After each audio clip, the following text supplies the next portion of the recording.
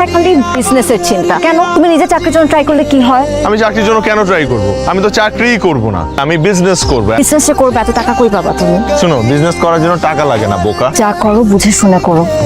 বাবা তোমাকে বলছে দেখা করতে। ও কেন? আমি বাবাকে তোমার কথা বলছি, বাবা তাই বলছে তোমাকে দেখা করতে। গ্রাজুয়েশন তো শেষ, এখন কি করার কথা ভাবছো? ব্যবসা। কিন্তু এটা তো কোনো ফিউচার, কারো কপাল খুলে আবার কারো কপাল খুলেই। চাটা খেয়ে যেও।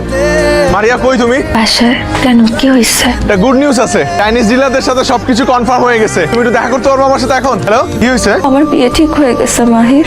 বাবাকে কত করে বুঝাইলাম, কোত্থেকে ইঞ্জিনিয়ার ছেলে ধরে আনছে। আমি তো তোমাকে কতবার বললাম বাবা চাকরি দিবে, ছেলে ছাড়া আমাকে বিয়ে দিবে না। আরে আমার মনে হয় কি জানো, এই বিয়েতে তোমার বেশি একটা অমত নাই।